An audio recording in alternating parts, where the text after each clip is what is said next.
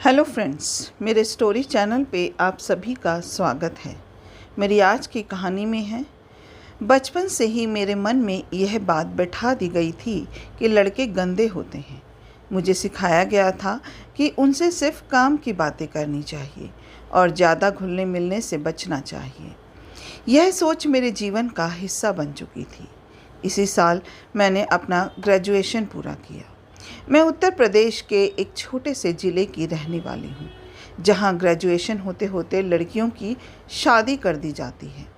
मेरे माता पिता और भाई मेरे लिए रिश्ते तलाश रहे थे और वे विभिन्न वेबसाइटों और फेसबुक ग्रुप पर लड़कों को देख रहे थे। एक दिन मेरे भाई ने फेसबुक ग्रुप में एक लड़के प्रदीप पर ध्यान दिया। प्रदीप बहुत सुंदर और पढ़े लिखे थे और एक अच्छा व्यवसाय चलाते थे।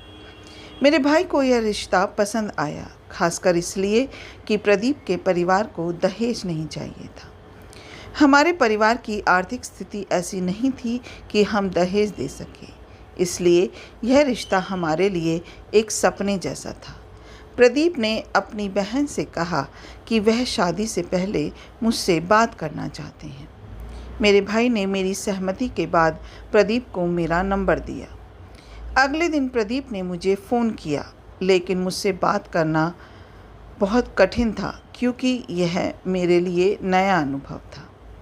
धीरे धीरे प्रदीप से मेरी बातचीत होने लगी और मुझे उनकी बातें अच्छी लगने लगी। वे बहुत जानकार और सम्मानजनक थे।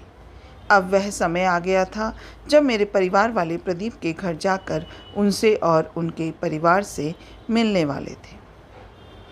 मेरे पापा और भाई प्रदीप से मिलकर बहुत खुश हुए और सब कुछ ठीक लग रहा था। लेकिन अगले दिन प्रदीप के घर से फ़ोन आया और उन्होंने कहा कि उन्हें आने में थोड़ा समय लगेगा और अगर हम चाहें तो अन्य जगहों पर भी लड़के देख सकते हैं। यह सुनकर हमारा परिवार थोड़ा उदास हो गया, लेकिन मैंने प्रदीप से बात करने का फ़ैसला किया।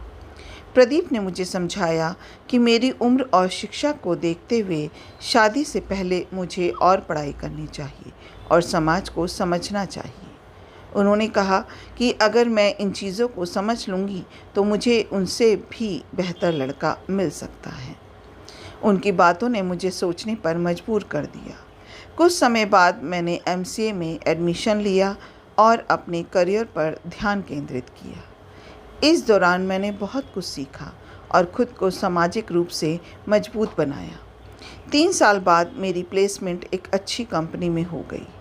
अब 4 साल बीत चुके हैं और प्रदीप से मेरी कोई बात नहीं हुई, लेकिन उनकी बातें आज भी मेरे दिलो दिमाग में ताज़ा है। उनकी सूझबूझ और सलाह ने मेरी ज़िंदगी बदल दी। अगर आज मुझे प्रदीप मिलते हैं तो मैं उन्हें गले लगाकर धन्यवाद कहूँगी, लेकिन वे कहाँ हैं और क्या कर रहे हैं मुझे नहीं पता। मुझे लगता है कि भगवान ने उन्हें मेरी ज़िंदगी में एक मकसद के साथ भेजा था और वह मकसद पूरा होने के बाद वे दूर चले गए। अपना कीमती समय देने के लिए दिल से शुक्रिया। अगर आपको ये कहानी अच्छी लगी हो तो एक लाइक कीजिएगा, शेयर कीजिएगा और मेरे चैनल को सब्सक्राइब करना मत भूलिएगा। फिर मिलते हैं एक नई कहानी के साथ। जय हिंद।